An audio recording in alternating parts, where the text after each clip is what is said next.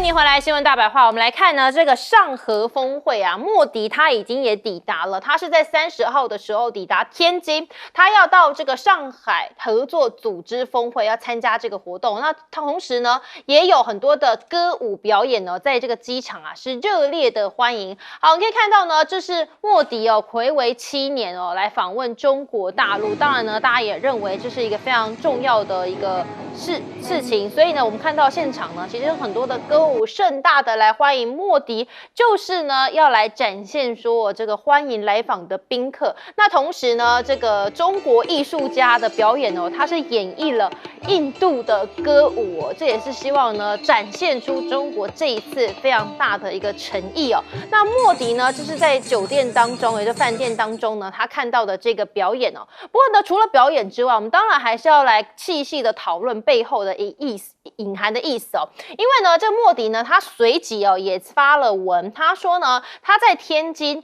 受到很多这个欢迎。那当然呢，他就抛出了这个部分的片段之外呢，他也强调说，两国能够保持稳定跟友好的双边关系哦，这对亚洲甚至世界都是非常重要的。那同时有一位印度的主播随行的时候呢，他也大赞了这个上合会，我们带你来听一下。And by hosting the summit here, Beijing wants to send a message that a city once occupied by the West is now being used as a stage to challenge the Western-led global order. Each concession brought with it a piece of another country, all planted on Chinese soil.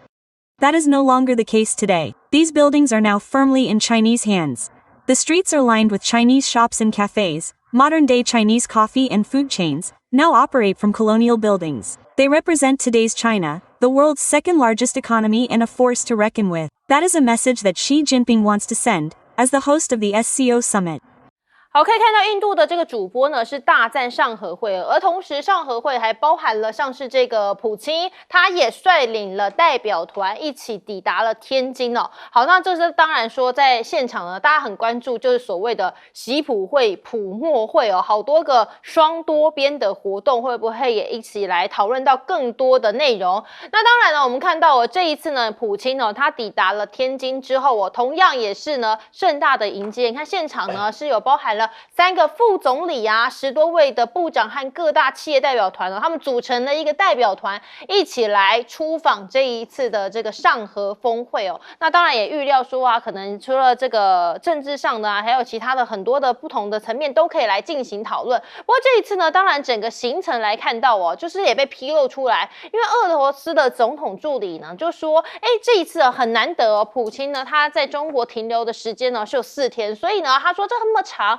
已经是一个非常罕见的状况了，而且他也透露说，这一次普京会会面不少的外国领导人。好，普京自己呢也说从2021年以来，俄中的贸易额也持续的在成长当中，所以在双边贸易的规模上呢，中国无疑是俄罗斯第1大的贸易伙伴国。那他也强调说，在经济方面呢，俄中已经是来到了前所未有的高水准了，两国间结算几乎已经完全就可以转向本币了。好，所以现在看起来这个中国2大邻国呢，也就是刚刚讲的印度跟这个俄罗斯呢，都来靠拢了。上合峰会是不是也变成是一个俄印之间来表态抗美的平台呢？因为呢，这个分析也认为说，习近平正试图要透过这个峰会来向美国展示说，我们也是一个命运共同体哦。尽管说，当然大家还是有各自的盘算，但是这个峰会呢，是他们表态说我们要突破被孤立或者是抗衡美国的一个重要平台。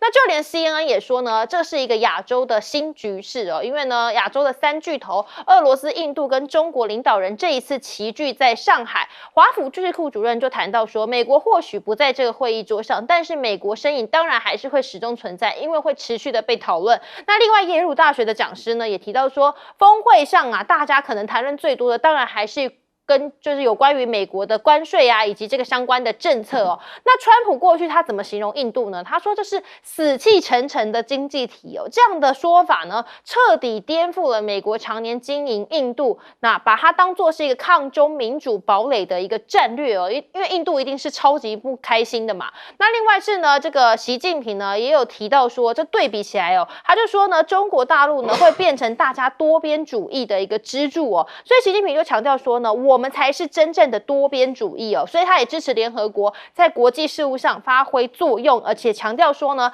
中方将会是联合国可靠的合作伙伴呢。好，我们先请教介大使，这一次莫迪呢出席这个上合峰会啊，大家很关注说，这是不是也代表说美印的关系是悄悄生变？对，其实莫迪一直没有宣布他去上合组织参加这个会议。他公开宣布是在美国宣布给印度25%关税之后，然后呢，他就宣布他要去大陆参加这个会议，所以外面的解读就知道他在玩大陆牌。那事实上的话，很多时候你是不是真心的玩，还是说只是一个当做一个外交的一个筹码在玩啊？我想都不重要。那回过头来就看到，就说印度现在这个国家面临的挑战，跟中国大陆发展关系，它可能可以得到的有些什么东西啊？那印度其实莫迪跟这个传统的印度独立以后的领导人最大的不同，他是以经济发展为优先的。在他之前的他这个印度的领导人都是以印度的主权独立完整，还有呢维持国家的基本领土的完整跟安全作为他们最重要的这个国家施政目标。这是因为印度本来就是一个内部来讲是一个非常复杂的一个组成，外部来讲的话，它也有很多外部的问题。可是莫迪他虽然继承了印度这些独立以来见过的这些一系列的问题，可是他最重要，他是要发展印度的经济。也不可讳言的，在莫迪的这个执政以下，印度的经济看起来有相当蓬勃跟一个美好的未来。可是呢，这次他跟美国的关系整个搞成以后事实上我觉得对莫迪这个政府来讲也形成对他来讲最强大的挑战。也就是他未来的整个的这个经济发展他缺乏了一个强而有力的一个市场，也缺乏了一个可能会缺乏一个很强而有力的技术来源，也会缺乏一个强而有力的外部的投资。那么所以来讲的话，其实我觉得莫迪虽然看起来表面上是去打中国大陆牌，可是实际上的话，他应该是也希望在未来，尤其印度在经济发展上，在寻求外部市场，那么寻求技术的引进，寻求这个投资的来源，那么甚至印度整个国家或者是整个经济发展模式的一个参考的对象来讲，我想都会变成中国大陆会是他最好的选择。那这个就是说这个是莫迪他将来的一个怎么样一个心理的一个选项啦。那对于普丁来讲的话，那你知道俄乌战争现在已经打了3年半了左右那么还是在焦灼的状态，那么还是在怎么样，是俄罗斯整个国家目前最大的一个怎么样必须要克服的目标。在这个过程中，那么一开打的时候，其实普丁就知道了，这个世界上只有中国大陆不会与他为敌，那么不会而且在经济上还是会用这个正常的关系跟他发展关系。所以在过去几年内，中俄之间的经济往来关系那么有很大的一个发展，那么中间的这些内容也有很大的变化。所以从某种程度来讲的话，中国大陆现在不仅是俄罗斯经济维持正常发展，甚至是它整个国家的安全很重要的一个外力的资源。所以你可以看出来，普丁这次需要去4天。那么我觉得他心里也会想说，其实全世界大国里面，大概今天对俄罗斯对他本人最没有怀有敌意的话，就是中国大陆。所以我觉得他会花4天在这里一定有很多他这个希望达成的目标。对，这个上合峰会现在是不是也变成是一个所谓的这个中俄印抗美的平台来？我先解释一下什么叫上合峰会上合峰会是一个结伴而不结盟的一个组织哈。什么叫做结盟呢？结盟类似北约或者以前华沙哈，那叫结盟，签订就是军事上面的同盟。有一个国家被打了，大家联合起来帮他一起跟着他一起去打哈，这叫结盟。那结伴就是大家用对话的方式哈，如果说是彼此之间需要用沟通的方式，或者是说用协助的方式，大概是一种类似这种类似这种，它原来是定位是在一种反恐的组织，因为大部分都是中亚地区的国家嘛。那这个地区来讲，事实上有很多的恐怖组织在这边活动，所以他们是希望说借着这种对话沟通来做反恐的动作。但是军事之外，这时候聚在一起，当然一定会讨论跟经济有关的，因为一个国家安全来讲的话，除了军事，经济上面也是很重要的一个因素哈。另外来讲的话，这个民众的文化认同、心理上面也是很重要一个，确保一个国家这个地区的安全很重要几个因素在里面。那我们看一下俄罗斯来讲，这个从拜登时代就一直想要打一种牌，尤其是现在。这个川普来讲，一直想来一个牌，就是联俄制中。我们看到他在阿拉斯加这么热情的招待这个普京就是联俄制中的态度很明显。但是这次普京到中国去参加上合会议，又去上天安门广场看阅兵，我觉得就破了川普这个局了大概你联俄制中的可能性不太大。那当然，我们这边关注的是这个印度。印度这个国家很明显，包括莫迪，他事实上有人称他为骑墙莫迪就他经常这个走在一个钢索上面，左右平衡希望获得最大的公约数。他跟中国事实上有很多的矛盾，譬如说边界的争议到现在没有解决譬如说是印度去参加QUAD组织四方安全，就是美国、澳洲、这个日本印度这4个国家联合在一起，那很明显的是针对中国。那在上个月，印度还派了海军去参加菲律宾的联合军演，还把布拉莫斯导弹卖给菲律宾。那你想想看，他对中国有没有敌意？当然有敌意。另外，我再举一个，上合组织在6月份的时候，他们防长先开会，那时候防长开会，印度因为被巴基斯坦揍了，干了5架飞机，他很生气，不高兴，他就不肯签这个会后的联合声明，所以大家把他骂成一个搅屎棍说印度是个搅屎棍，联合声明你不签。但是这次突然莫迪亲自来出席，上次防长的会议，他防长不肯签这会后的联合声明，但是这次来讲，居然莫迪在这种状况之下，到中国亲自来参加这上合组织。那我们的解读一定是说，这个印度来讲，因为关税的问题他们觉得被美国这样欺压欺负，当然他必须要有所表态。但是我特别要强调的，当然希望龙象共舞了。可是我相信中国对印度来讲的话，还是会在某一方面还是要保持有点戒心，因为印度老实说并不是一个这种很可靠、很可信的国家。来，彬哥。莫迪当然他现在面临很大的挑战了，因为美国对他的关税，是他没有办法接受了，所以他已经要全面对美国展开这些相关的抵制啊，这些东西。可是恐怕收效有限，因为老实讲，印度卖去美国的这些东西，你说想要靠其他国家帮忙能够销售、能够消化这些商品，恐怕不太可能，因为没有什么其他国家能够做到这件事。因为如果可以销到其他国家，你早就卖过去了，也不用等到现在。所以我觉得这个对印度的经济当然会造成很大的影响。那印度现在也不得不暂时缓和它跟中国大陆之间的关系，然后希望从中国大陆这边看是不是能够取得一些帮助。但是我觉得大陆也不会因为这样就完全把印度当成非常好的朋友，双方彼此之间还是会有一些间隙的。为什么？因为很简单嘛，全世界都知道，印度是一直把中国大陆视为他的头号假想敌，而且他一直认为自己是中国大陆的竞争对手。那更不要说两国之间还有领土上面的纠纷。那当然，印度也蛮会做的，像这个女主播这次一来说，哇，这个选在天津代表什么意义啊？说代表已经不再被西方强权霸凌了什么？我倒不觉得中国大陆选在天津有这些意义，我觉得这是他自己在想而已因为不然你选在上海不是意义更大？上海以前租界更多，对不对？天津是租界多，没有上海也是啊。所以我觉得恐怕跟他想的不太一样。但是你可以看得出来，美国最近这几任总统一直在犯战略上的重大错误。拜登时期把俄罗斯跟中国大陆结合在一起，这个是他最致命的一个问题。因为美国在世界上最大的两个对手就是中国大陆跟俄国，结果拜登居然让中国有结盟，这是一个致命的错误。结果呢，现在川普上来之后，因为川普其实也不是单边主义，也不是多边主义，川普根本就是孤立主义，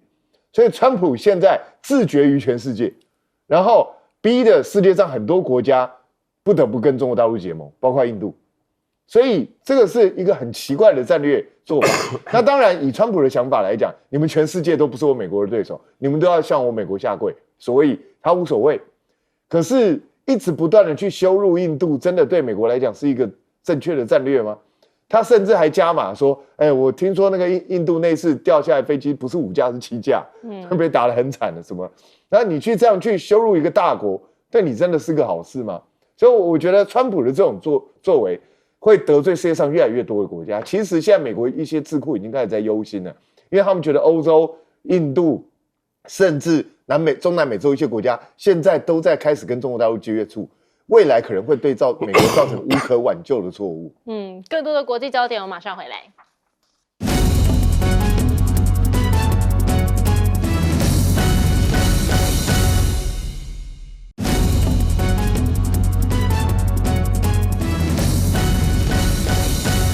欢迎回来，新闻大白话。我们来看呢，川普的这个关税政策啊，持续还在影响着全世界哦。那当然呢，现在是不是很多的盟友也非常的不满呢？我们就来看到呢，川普现在的对等关税政策就被说是违法的，因为专家也认为说呢，在美国主要的贸易伙伴陷入困惑的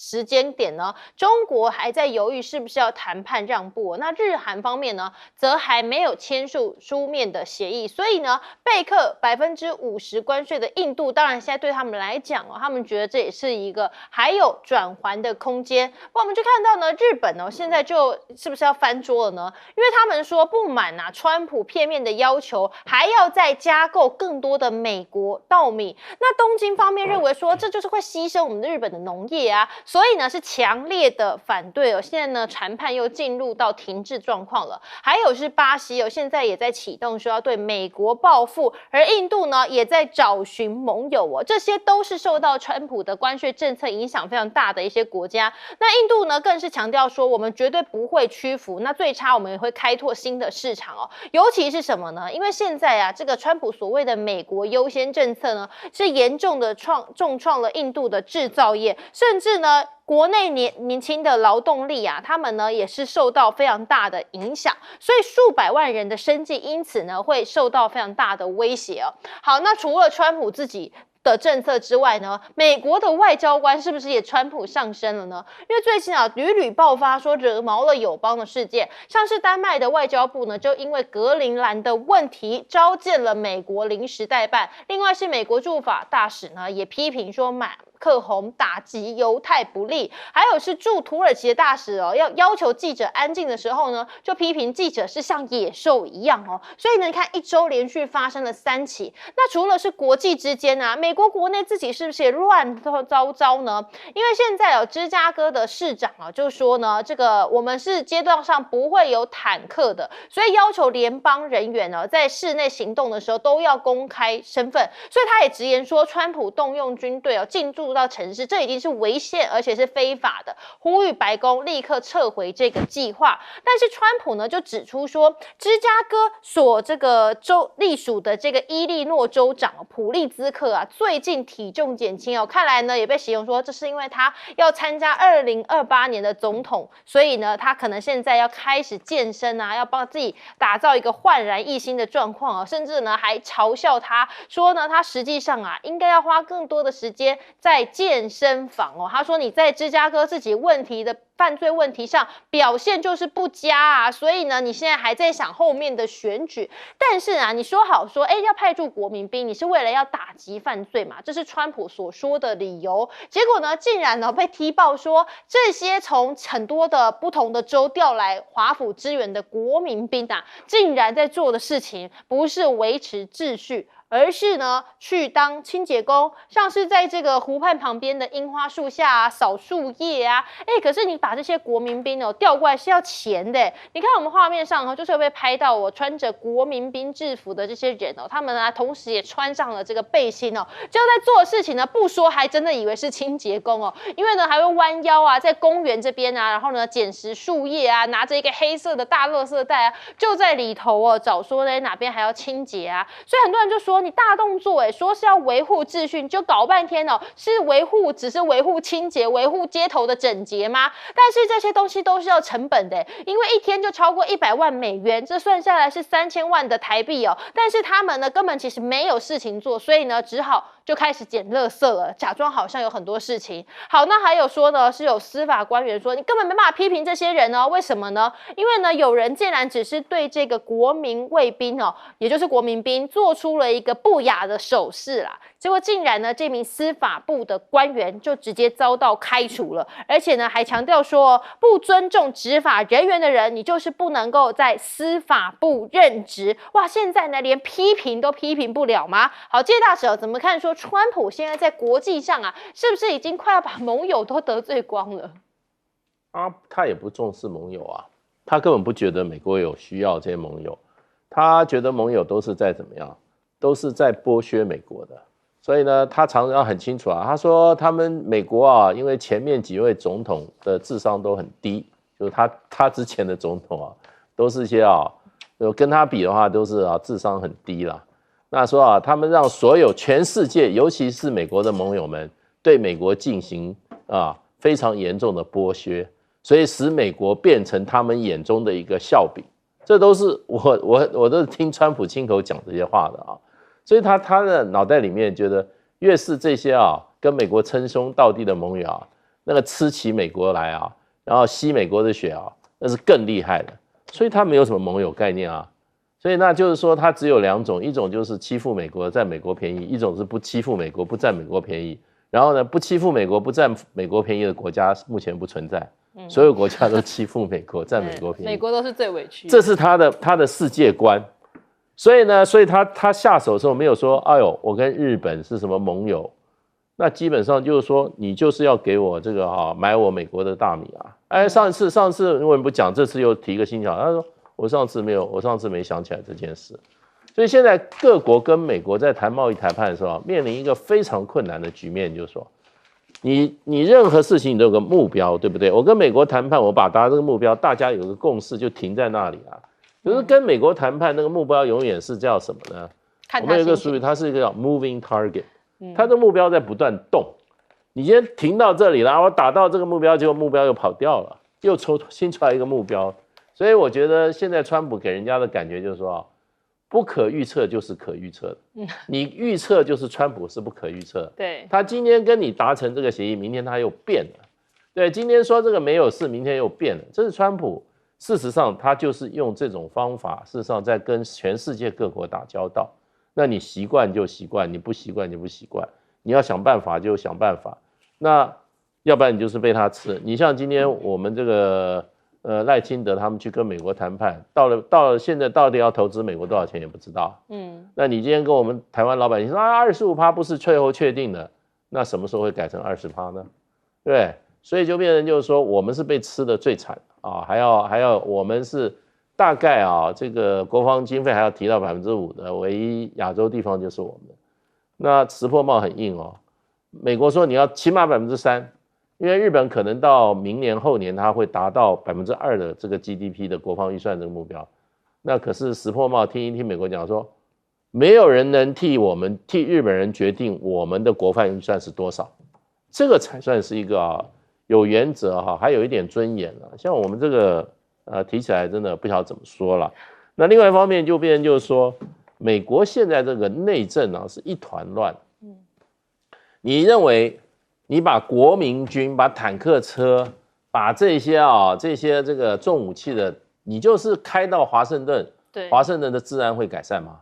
不会改善的。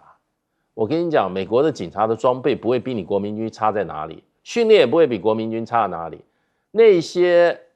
罪犯的话，他今天要出来，说实话，他要拿一把枪跑到哪里射杀10几20个人，你再派几个营去也没有用，除非你实行宵禁，晚上通通不准出门，出门我军队就把你抓起来，然后你不接受命令我就把你枪毙，你能这样做吗？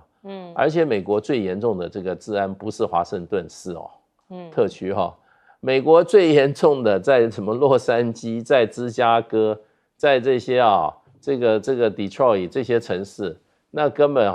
很多地方连警察都进不去的啊，我们就看你美国怎么整吧。对，最后呢，把这些国民兵当什么？当清洁工在用。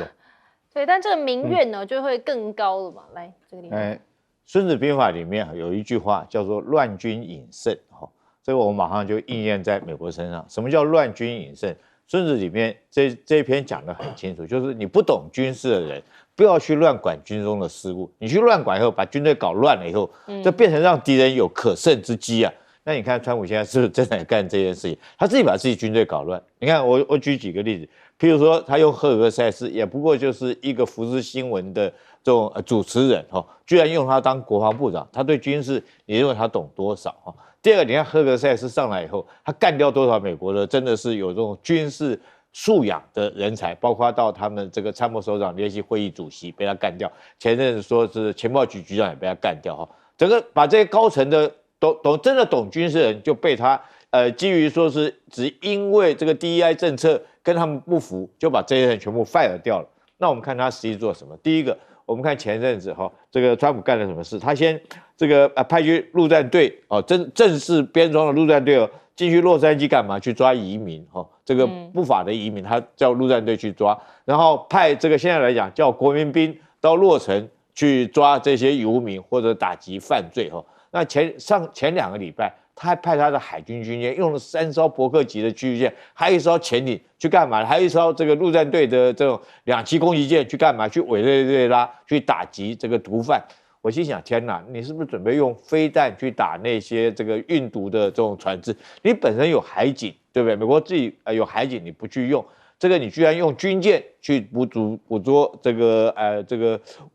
毒贩那现在来讲，我们看到国民兵现在搞成这样，你是不是自己将自己军队这种军心士气整个搞乱掉？你认为说这些军队在街上这种镜头拍出来，这个军队能打仗吗？这种军队有没有士气？你把它当清洁工在用，那这时候你应该是好好去训练嘛。但是我觉得川普这件事情背后有他更大的阴谋在，为什么？你看他都从什么地方？他从这个共和党的州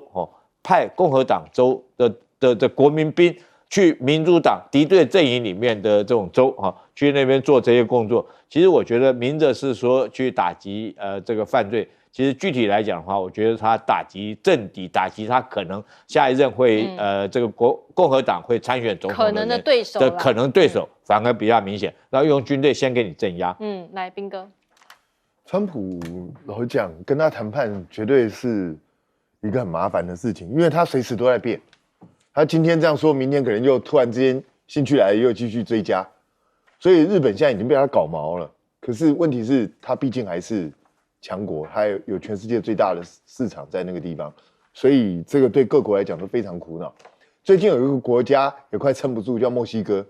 墨西哥那个薛恩鲍姆，本来大家都一直以为，因为他好像深得川普欢心，所以每一次美国一对墨西哥要采取什么样的一个关税惩罚或者其他的禁令的时候，薛恩鲍姆去跟川普讲一讲就化解。可是最近他也快撑不住，为什么？因为川普就一直不断的在叠加条件上去，加到墨西哥也不知道该怎么办，所以这就是一个很困扰的地方。那同样的，川普既然采取这种策略，那世界各国一定是对他越来越反感，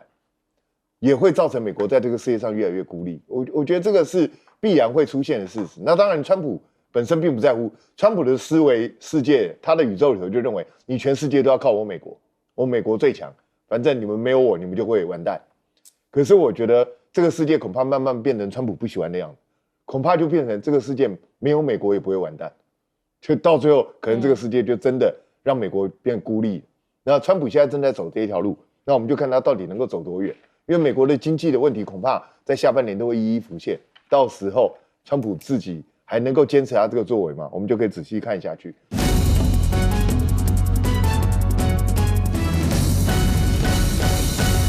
不要随便贴标签哦，因为现在必须要看到一些警示的味道，尤其台美之间。好，为什么呢？因为国际上面还有很多的大事啊，大家不能只看台湾。我们接下来带大家来看到上合峰会登场了，是在8月31号到9月1号天津举行。好，当川普关税措施冲击全球贸易的时候，我们看到习近平跟谁见面了呢？普京、莫迪两人都有会面哦，他们是牵动了国际政治的新局势。好，我们就带大家把镜头转到这个天津哦，看到普京哦，罕见的待4天啊，参加上合峰会，那规模庞大，代表团也随行。好，他也会出席的是93阅兵。那我们说到这规模庞大的代表团，说这意义相当重大，包含了3位的副总理，还有10多位的部长以及各大的企业代表。好，普京到中国大陆哦，这行程也曝光了。俄国总理助理说，在华停留如此之久，相当的罕见。好，这是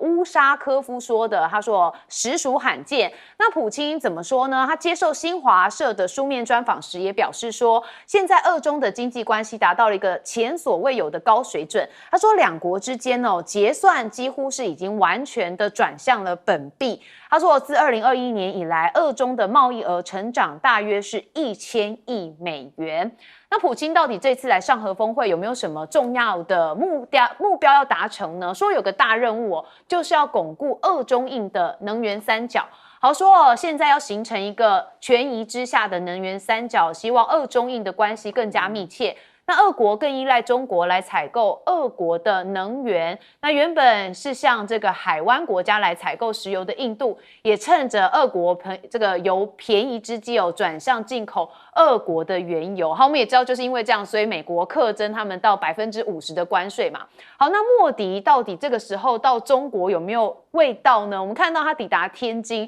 好，带大家来看一下这个现场的状况哦，因为这个印度侨民哦非常的热烈。好，他抵达天津之后，是先受到了中方官员的热烈欢迎，随后到达酒店之后，也欣赏了中国艺术家演奏西塔琴，还有桑图尔琴、塔布拉鼓等印度的古典乐器哦。特别找是印度的古典乐器哦，让他觉得说，我们真的很竭诚的欢迎你。好，印度侨民也是非常热烈的。但是我们看到他这次有跟习近平见面哦，那中印双边的会晤阵仗也曝光了。好，就带大家来看一下习近平哦，中午是在天津的迎宾馆来会见莫迪，看到2个人哦，手牵手，手握手。好，然后印方呢大约是10人出席，中方有中央政治局的常委、中央书记处的书记蔡奇，还有外交部的部长王毅、天津市委书记陈明尔等人出席哦。那当然，现在这个状况哦就也很微妙，因为现在印度到底是要靠中还是靠美哦，真的是相当的三角关系。好，当然习近平会晤莫迪哦，也呼吁说这个中国龙、印度象要当好朋友。习近平提了4点的呼吁，我们看到他说，加强战略沟通，深化彼此互信，扩大交往合作，实现互利共赢，说照顾彼此的关切哦，然后坚强和睦相处，加强多边的协作，维护共同的利益。那莫迪当然也说了嘛，他说面对世界经济高度不确定性，印中作为全球重要的经济体，要加强合作是十分重要的。那因为7年之后再访中国大陆，很多人认为说这个也曝光了习近平的优先事项。这是华盛顿邮报引述分析说，习近平的优先事项是要确保莫迪展现出印度并不追随美国带领前至北京的态度。所以大家现在就讨论说，莫迪有没有什么盘算呢？是不是在中美博弈之中寻求夹缝中的务实战略转身？那到底真的能从对手变成伙伴的转变吗？并非这是短时间能促成哦。所以很多人说莫迪此行哦，只能说是先跟中方暖身。那到底印度这边会不会留后路呢？因为毕竟他可能未来还会跟美国好哦，所以他来了上合会，却缺席了93的阅兵。有人认为哦，近在咫尺却刻意缺席的动作，其实绝非偶然，可能有多重的考虑。其中一个也是美国是他们不敢触碰的敏感红线，可能也有这个因素。那印度哦，现在到底有没有跟美国展开报复呢？说是暂时排除了这个硬碰硬的状态哦，说双方仍旧是保持一个正式沟通渠道的畅通。好，我们就首先问永明教授，现在中印美的关系，哇，实在相当微妙。其实我们把印度都夸大了，主要因为他最近跟川普闹翻了，是川普对他科50%的关税，中间25%对等关税，25%因为你买俄罗斯的石油，因为2021年的时候呢，他进口俄罗斯的石油只占他全部的进口的1%，就到了2024 3年后占42%，而最近呢要对他科25%关税，来到50%，印度还加买。他不止买，他还转卖，他还偷卖给别的国家，甚至给欧洲国家。所以川普不喜欢这种左右逢源的机会主义者。同时，另外一个关键是什么呢？真的把印度看得太大，他偏向哪一边呢？影响不大。那这中美的G2体制，或者是俄罗斯跟美国在俄乌战争上面的这种对抗，其实印度你偏向哪一边，影响不大。为什么呢？印度虽然现在是号称第4大经济体，而且有可能在今年年底超越日本成为第3大，那就是4兆多一点，因为都是4兆美元。那中国大陆是19到20兆，那美国呢是28到30兆，所以这个第1、第2跟后面3、4、5、6、7、8差很多，差太多了。印度的整个制造业过去一直在讲印度制造。它到去年整个制造业占全国的 GDP 只有14%，中国大陆是27%，美国是10%，因为它制造业的外移嘛。日本是30%，跟中国大陆一样。我们台湾是33%，所以制造业的强才是你整个工业制造科技。那印度一直以来，那它去年的外来的投资 FDI 4亿美元都不到，而前年是7倍。大前年400亿，所以资金的外流非常严重，就表示大家在就是拜登时期说想要把印度作为中国投资的移转的另外一个基地，要大笔的资金进去，不到1、2年时间发觉到待不下去，不太可能。为什么？太多问题了，你们都知道。所以这也就是说，当今天印度它是因为莫迪了。莫迪对印度的工业跟经济发展是有帮助，可是呢，我们有的时候是比较夸大印度的角色。那你想想看，而且他懂得玩这个左右逢源的外交。他在来中国大陆之前他说好，我不去93，因为可能会激怒华盛顿。然后去之前呢，他先到日本，跟日本要了630亿美元，1兆日元的投资。你看，日本就是因为你要接下来去中国，所以要拉印度。同时呢，他在去日本之前，他还跟美国开了一个2+2，就是2个外交部长、国防部长的会议的高资深官员会议，所以他喜欢这个样子的左右逢源、投机会主义，那没有关系。有一些国家就是有这种角色、有这种机会，其实这也是他的长处。但是呢，他的基础跟他的整个策略呢，却没有办法加大，比如说它的基础建设、它的教育设施、它的法规的透明化、它的竞争力的提升、它的人才的这个教育各个方面，它的现在农业人口占整个 GDP 的就业人口将近还是40%，所以这也就是说，为什么印度他自己把自己看得很大，那你就可以理解。其实我也蛮喜欢印度，我去过4次印度，我喜欢跟印度人辩论。为什么？因为他们很喜欢辩论，因为印度教没有一个单一的圣经，那就是说他们每个人对这个解释都会有一套，所以他们很喜欢辩论。那我喜欢这样子的一种就是精英主义，但你知道他的精英主义建立在他的种姓制度上面，所以那个变成这个社会很大的钳制跟这种约束，这也是印度它的社会宗教的特质。可是呢，我觉得也是限制到它走向更加的平等主义、平等化的这种教育基础建设跟经济工业的发展。但是呢，它还是一个世界上人口最多的国家，它还是南亚最大的国家，所以对它的重视是需要，但有的时候呢，要有对它正确的认知。好，接下来我们请问的是洪庭议员。我觉得你可以看到这一次的会议我觉得主要是穆迪跟普丁的针对所谓的中美之间的一个所谓的这个战略杠杆的操作。所以其实穆迪想的跟普丁想的其实都是一致的，就是世界上其实如果以武力来讲，世界上其实只有3大国家而已，就是中国、美国跟这个俄罗斯能够真正拥有所谓的这个战略自主的这样的一个能力。那印度的问题在于，他最近跟川普的关系非常的紧张。那这个关系的紧张来自于他的不得不为。其实说老实话，其实你真的要论问题，问题其实出在川普啊。川普的单边主义跟川普的美国优先主义，其实造成了他现在在跟全世界交往的过程当中，那是一个新的不一样的秩序。所以你过去我们大家在讲说，你看印太战略，印太战略，为什么印太战略里面要加入印度？其实就像有明老师讲的，其实印度没有那么重要，可是印度有一个很重要的事情是什么？它的人口即将超越中国，变成全世界最大。所以印太战略其实从人口的角度来做一个 balance 的时候，你就可以看到那个格局，它其实是用人口来做一个它的一个战略目的。大家不要忘记，全世界60%几的人口是在亚洲的，所以在做这样的一个部分的时候，结果川普居然要向印度去磕这么高的这样的一个税率。其实印度用俄罗斯的原油也有它的本身先天的问题，因为俄罗斯的油便宜，比市价大概是市价的80%。那对印度来讲，光2024年他买俄罗斯的油，他整个省大概就200-300亿美金了。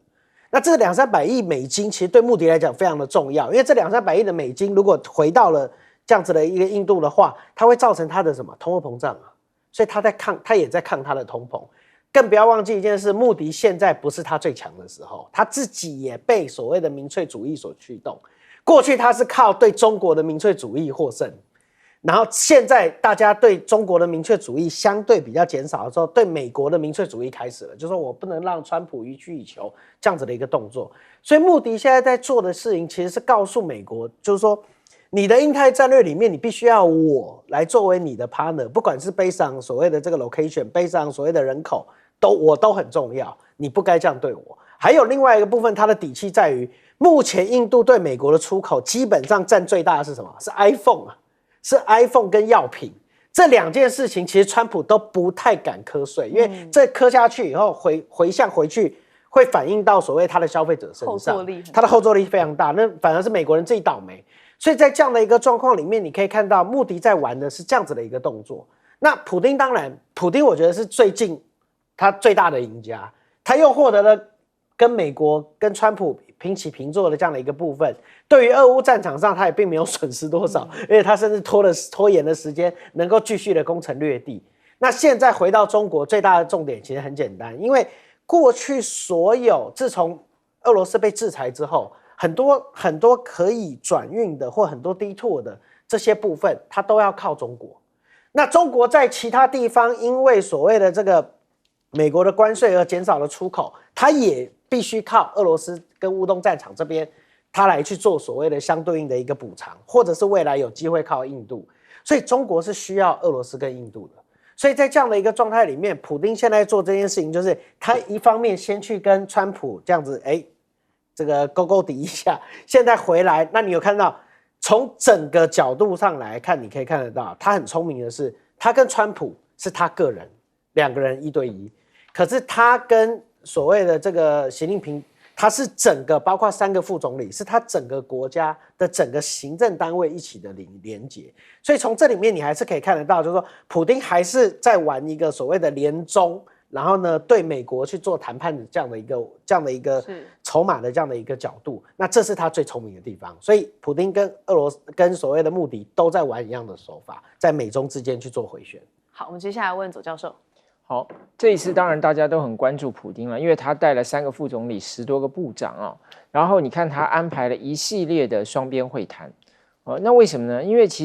他现在已经是被国际刑事法院所通缉的对象，所以他能去的地方有限了。那这一次能够在中国大陆见到了这么多国家的元首啊、总理啊，所以他把握机会跟他们这个对话，包括其实不只是这个像穆迪啦，然后还有包括像这个土耳其的总统埃尔多安啊，那还有这个伊朗的总统。那当然，大家整个西方媒体最关心的就是2个，一个是普丁跟莫迪的会面，另外一个就是普丁跟金正恩的会面。那莫迪最主要，因为就刚才前面这个杨老师、洪庭议员都讲到了嘛，大家现在都很关注印度怎么在中美之间摇摆。那当然，俄罗斯是一个重要的杠杆啊。那不过他们两个谈有个具体的事情，就是普丁在今年12月会去印度访问，所以他们现在要谈的就是这件事情。因为印度也不是国际刑事法院的这个成员，所以也不用通缉他，也不用在国际刑事法院的压力下去通缉他，所以普丁会到印度去访问。那当然很显然，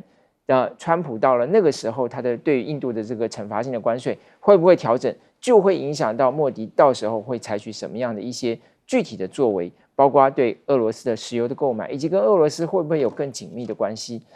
这是当然第一个观察。第二当然就是普丁跟北韩的这个互动金正恩有没有可能在这里头，他们双边也有一个这个双边会。最近金正恩特别接见了这些从俄罗斯从乌克兰战场上回来的北韩的战士、阵亡战士他们的这个骨骸，他们的家属那我想这个他这等于也是做给普丁看嘛，你看付出了这个实际的代价，那是不是双方应该要有更进一步的合作？不过当然有一些比较值得观察的比较细微的地方是什么？就是说中国大陆在这一场这个局里头，他当然很显然他是东道主嘛，所以他赢得了最大的这个关注。而且你看这几天习近平有这么多国家元首陆续跟他会面那非常非常多的双边会谈。可是呢，有一些细微之处也值得我们观察是什么？比如像欧洲的代表。过去在2015年70周年的时候，那个抗战胜利70周年的时候，欧洲国家是有派部长了，有的国家有派部长来，比如像澳洲有派部长来然后这一次呢显然没有，或者有一些大使会参加，但这一次没有。那很显然跟普丁有关系。同时，像印度跟巴西上次都有派部长来，这一次他们也没有所以我认为就是说，这个其实这一盘这个算盘打起来其实跟俄罗斯走得太近，对中国大陆来讲也是利弊互见的，就是因为跟俄罗斯走得太近，反而某种程度会疏远了欧洲国家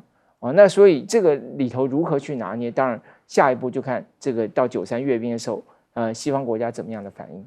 好，除了看亚洲国家之外大家还是很关心美国这边因为川普真的是不按牌理出牌，但最新网络上传说这川普是不是有死讯啊？真的是大大问号有人说川普死了，结果正好也看到副总统范斯说随时准备接任。好，不过78岁川普现身白宫，打破了谣言。好，不过我们先看到这个 Trump is dead 这个贴文在 X 上流行的趋势超过了15万则的贴文 tag。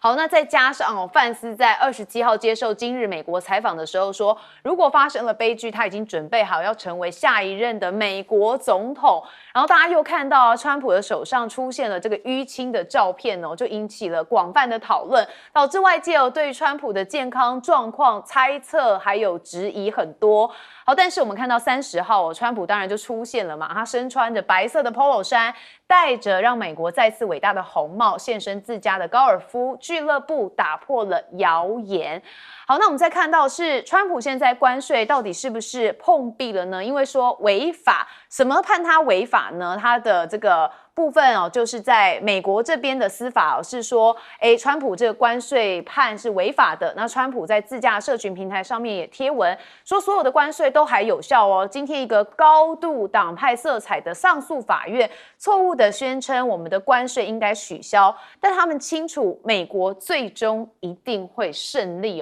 好，但是现在这个关税的部分现在判违法，不过给予宽限期到10月14号。那汽车跟钢铝类不受影响。那因为仰赖这个法实施的10%的基础关税跟对等关税，乃至对中国还有墨西哥课征的芬太尼关税等等一系列，都被这个上诉法院认为是违法的。好，那川普当然现在不会这样觉得嘛。那我们看到特斯拉还有波音也倒戈，加剧了美国政经的分裂。就是马斯克在巴黎科技展的时候公开批评说，美国对中国的电动车加征关税。那他也说，这个政策其实相当的扭曲，而且毫无必要。那也强调说，特斯拉不需要依靠关税保护竞争力。好，有一点杠上了齁。好，再看到波音跟通用汽车他们的产业巨头也联名致信国会。说现在对于3兆美元的商品课征25%的关税，恐怕会有后续的效应哦，说是一个不可逆转的经济灾难。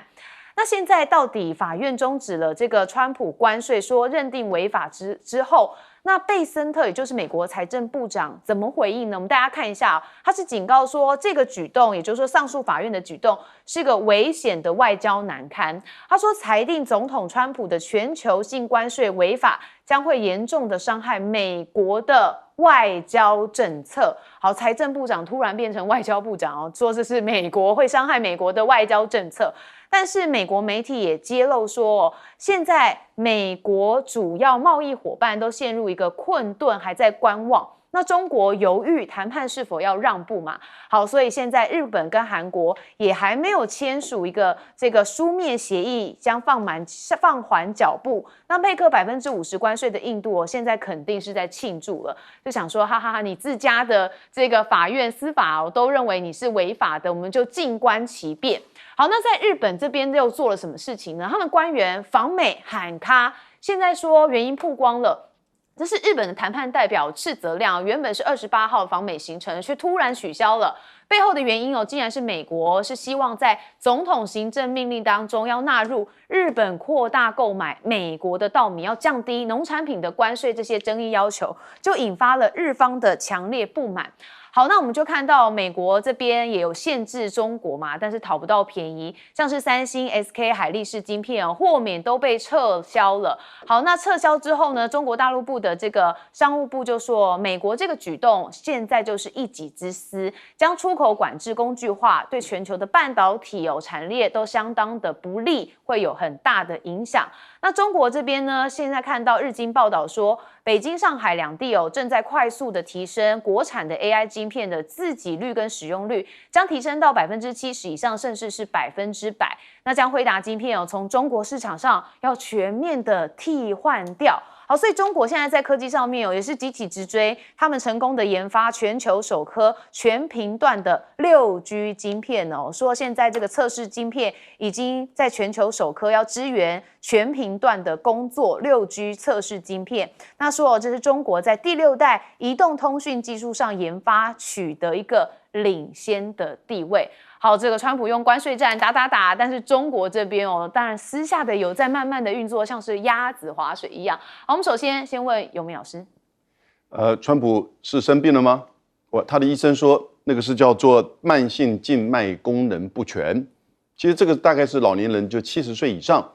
甚至三高或者是肥胖，就是你的血管开始这个有点退化，因此呢，你的血管末梢或者是你的下肢就容易出现一些这个阻塞。那这些情况呢，大概在老年人身上都会有，所以你看到他的手上的那些血管会比较明显，那甚至有一些这个青色。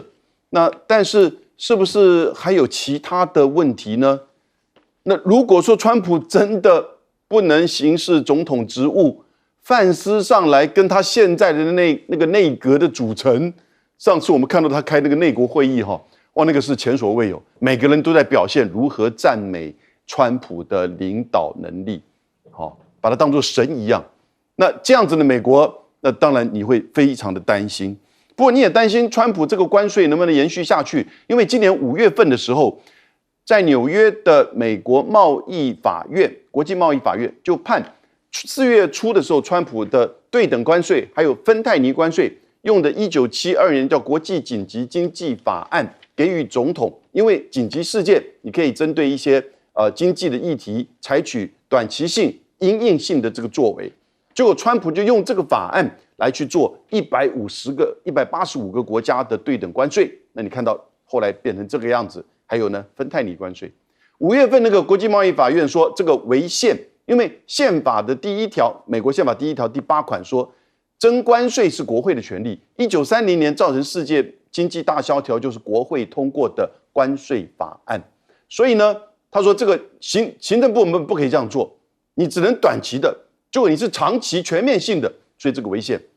8月30号就前几天，那上诉法院7-4认为这个是违宪。那川普现在就担心了，万一真的被判违宪怎么办呢？不用担心，川普也知道为什么，因为他会上诉，你只要在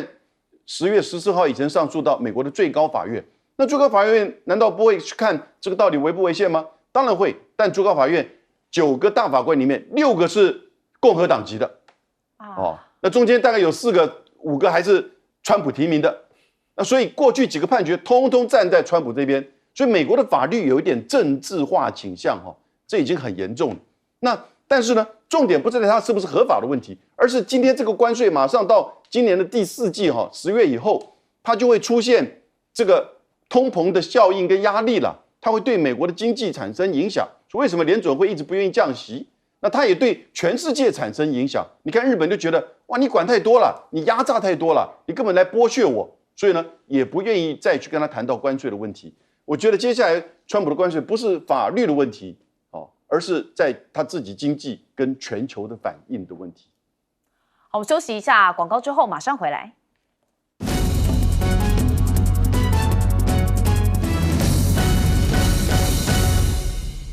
好，刚刚提到关税问题现在川普被司法这部分是判违法的。好，那这部分我们再请左教授说明。好，第一个当然这个关税的这个问题其实不只是现在被判违法的这部分，因为这部分当然会继续上诉嘛。可是还有一部分是可以被切开来的，就是所谓的这个232条款232条这个部分，因为232条其实它规定的是说如果是涉及到美国的国家安全，总统可以指定某项产业的进口品呢会冲击到国家安全，那么因此而禁止这些进口品，或者对这些进口品呢课以高关税。他现在处理的呢，目前像钢跟铝、汽车都是从这个而来的。那未来可能会有更多的产品被列入这个232条款里头，比如像是半导体大家讲的，比如像药品甚至是这个卡车。那么这些东西，这些品项呢，其实涉及面非常非常广，包括台湾也是会受到232条的这个影响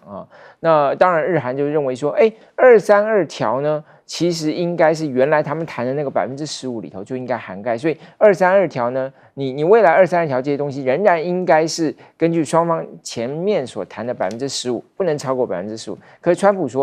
现在透露出来的意向是说，不对，对等关税是对等关税，232条是232条，所以232条这个部分是不可以谈的，我要怎么规定就怎么规定，因为这里头就牵涉到说，刚才讲到说这个关税权是国会的，这个是没有错，因为原来它本来宪法是这样规定的嘛，所以当然这个还要再打。可是他现在232条，他强调的是什么？紧急状态啊，说国家处于紧急状态的时候，我为了因应国家的紧急状态，我把某些产业的进口品呢，把它限制进口。那这个里头就因为国家安全本来就是总统的责任嘛，所以他有更大的这种所谓的恣意跟裁断的这个空间。因此，我觉得这个法律战本身就很复杂，可是各国可能都要这个抱着脑袋烧，因为原来谈那个15%，万一川普说这个不算，那可能就很麻烦。不过更麻烦的是美国的中小企业。因为现在最近这一段时间，美国中小企业是哀鸿遍野那像这个中国大陆的进口品已经这么高关税，现在印度的进口品也很高关税，所以他们说到现在为止，中小企业仍然不知道该如何定价，所以他们现在要求美国政府纾困但是美国政府到底会不会纾困呢？过去有对银行纾困，在金融危机的时候，现在会不会对中小企业纾困？我觉得川普很难了，因为如果对中小企业纾困，就表示什么？他的关税是彻底的错误，所以我想这个部分会是这个参议院众议院开议之后新的角力战。好，这角力战相当复杂，我们休息一下，马上回来。